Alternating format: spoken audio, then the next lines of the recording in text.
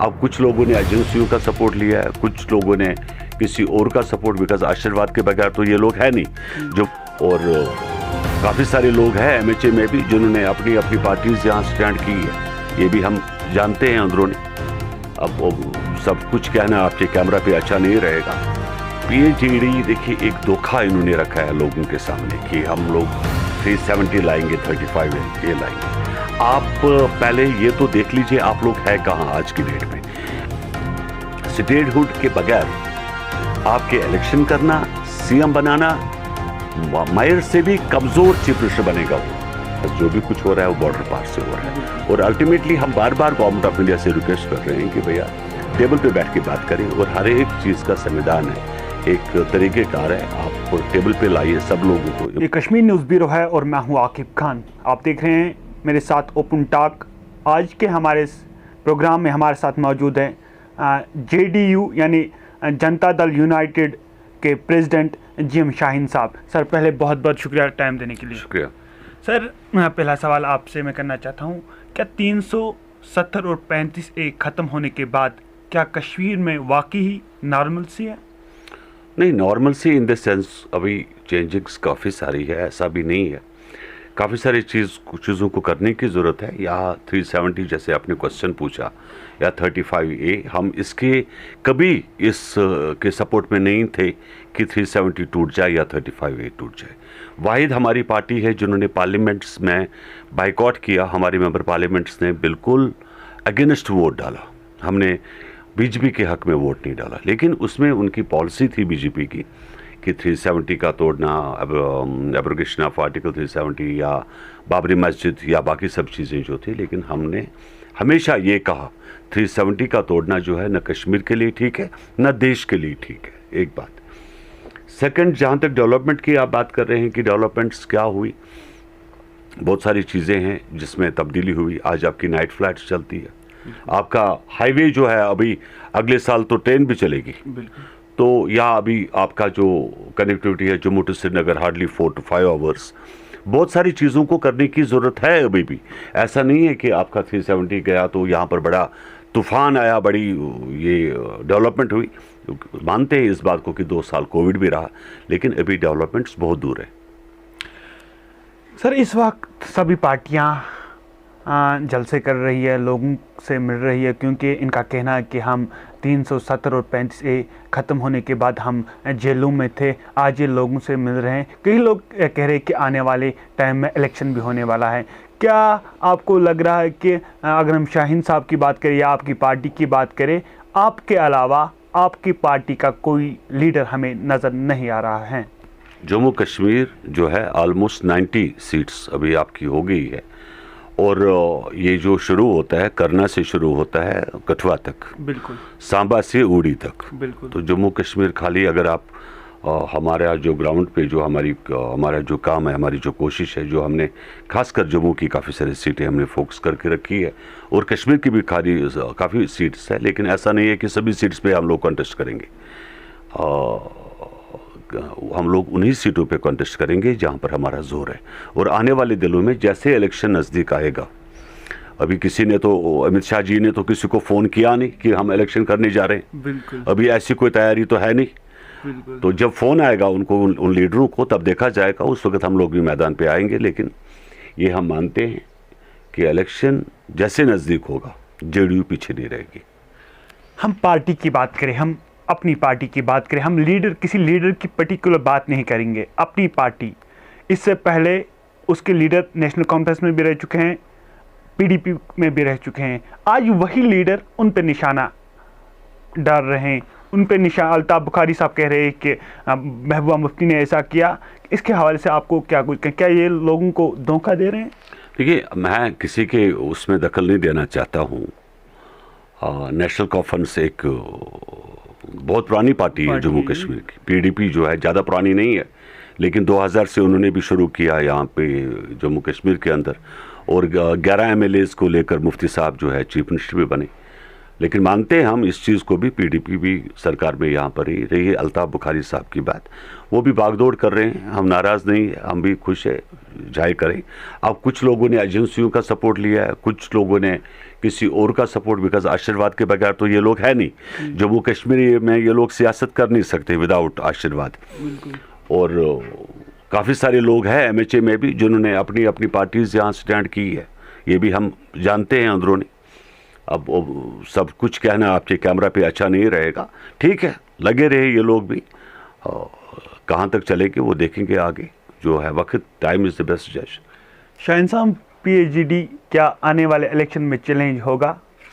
PHED देखिए एक धोखा इन्होंने रखा है लोगों के सामने कि हम लोग 370 लाएंगे, 35 ये लाएंगे।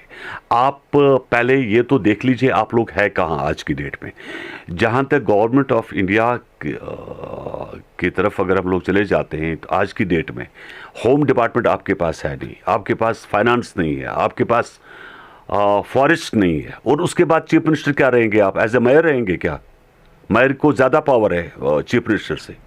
तो ये समझनी पड़ेगी इन लोगों को। लेकिन इसमें जेडीयू अकेले ठेकेदार नहीं है, बिल्कुल हम लोग कॉन्ट्रैक्टर नहीं है यहाँ पे अकेले, बिकॉज यहाँ पर और भी स्टेक होल्डर्स है, और भी पॉलिटिकल पार्टीज है जिनको मानना चाहे था ये बात कि भाई आप लोग तैयार करो बीजेपी को इस बात को मानने के लिए कि पहले इलेक्शन ये करे, स्टेटहुड वापस दे दे, और उसके बाद इलेक्शन करें।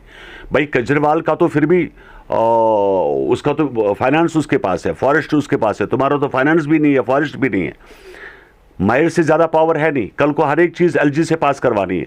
तो हम तो किसी को ज़बरदस्ती नहीं कर सकते भाई, ना मैं पीएचईडी को ज़बरदस्ती कर सकता हूँ, ना मैं अल्ताफ बुखारी को ज़बरदस्ती कर सकता हूँ, वो उनकी अपनी मर्जी। लेकिन जहाँ तक जेडीयू का सवाल है, हम पार्लियामेंट में भी कह रहे हैं, बाहर भी कह रहे हैं कि स्टेटहुड वापस दे दीजिए। स्टेटहुड के बगैर आपके इलेक्शन करना, सीएम बनाना, मेयर से भी कमज़ोर चीफ मिनिस्टर बनेगा वो। आज भी माएँ इंतज़ार कर रहे हैं कि हमारे बेटे वापस आए। काफ़ी सालों से कश्मीरी नौजवान जेलों में बंद है। क्या आज आप गुजारिश करेंगे होम मिनिस्टर से कि उन बच्चों को माफ़ी दी जाए एक बार, क्योंकि वो भी अपनी ज़िंदगी अच्छी तरीके से गुजार सकें? देखिए, मैं होम मिनिस्टर से अपील ही नहीं करूँगा। बिल्कुल, हम लोग अभी पार्लियामेंट सेशन चल रहा है दिल्ली के अंदर, बिल्कुल मानसून सेशन।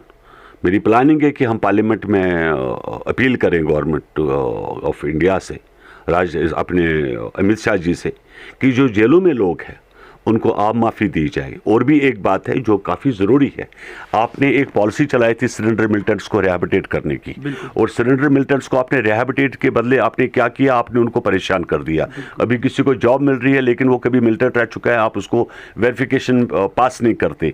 और हमारी अपील रहेगी, हम लोग ये चाहते हैं कि हम लोग पार्लियामेंट में ये क्वेश्चन उठाए कि ये जो सरेंडर मिलिटेंट्स है इनको रिहैबिलिटेट करने की पॉलिसी आप बरकरार रखें, और ताकि इन बेचारों को रोज़गार मिले। अभी इनकी एज 40 ईयर्स हुई है, अभी 40 साल 35 साल की उम्र में ये कहाँ जाएंगे और क्या करेंगे? इनके पास क्या रोज़गार का ये है?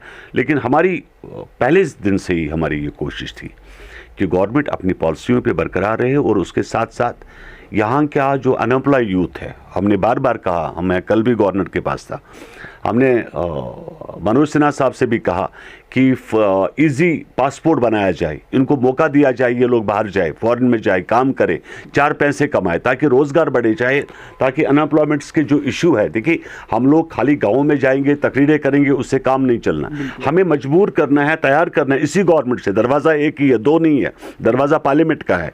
जो भी कुछ मांगना है इसी गवर्नमेंट से मांगना है, और इस गवर्नमेंट को तैयार करना है इस चीज़ पे कि वो कश्मीरी नौजवान को चाहे टूरिज्म के थ्रू एम्प्लॉयमेंट प्रोवाइड करे, चाहे अब्रॉड भेजे, लेकिन इनको रिहैबिलिटेट करे। जेडीयू की ये पॉलिसी पहले से रही है।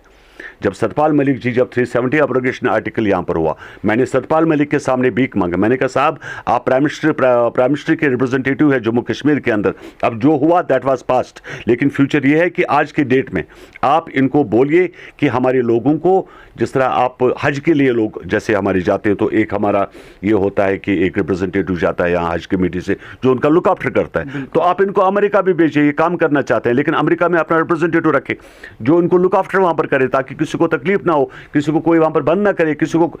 और इससे क्या होगा, हमारी अनएम्प्लॉयमेंट रेशियो यहाँ पर ख़त्म होगा, बेरोज़गारी दूर होगी, खुशहाली आएगी।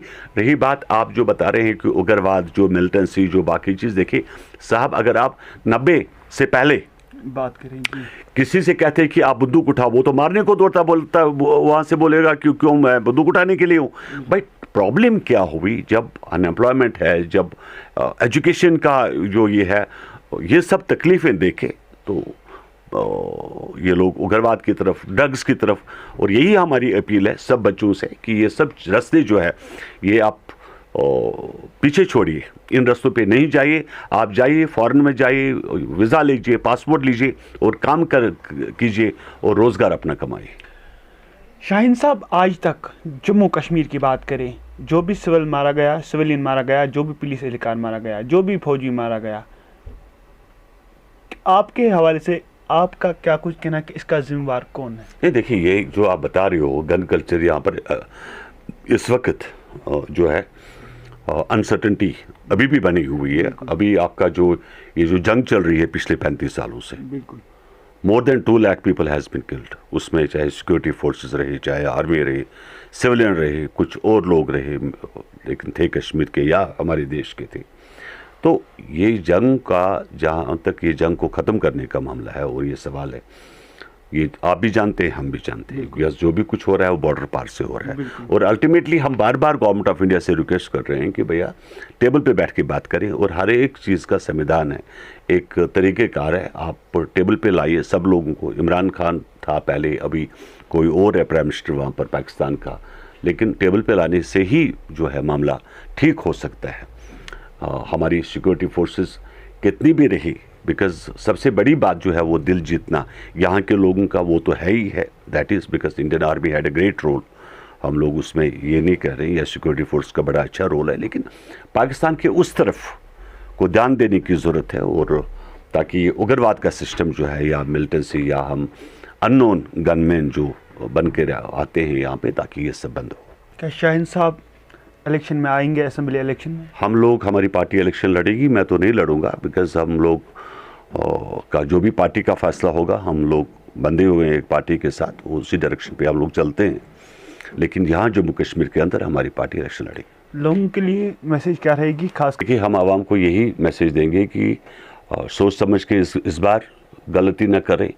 आप उन्हीं लोगों को वोट दें जो आपके नुमाइंदे बन सकते हैं, कल को रिप्रेजेंटेशन आपको दे सकते हैं। और ये जो ड्रग्स की लत जो लगी है, खासकर ड्रग्स से दूर रहे, और ख़ास करके उन चीज़ों से दूर रहे जिससे आपकी ज़िंदगी या भविष्य ख़राब हो जाए। और या जहाँ तक हम लोग देखते हैं आज नौजवान मिलिटेंसी में आते हैं, और हम ये मानते हैं कि ये खुदकुशी एक है, लेकिन इस खुदकुशी से दूर रहे, आप लोग ज़िंदा रहे, सलामत रहे, आबाद रहे, उसी में हमारी खुशी है। ये थे हमारे साथ जनता दल यूनाइटेड के प्रेसिडेंट GM शाहीन साहब।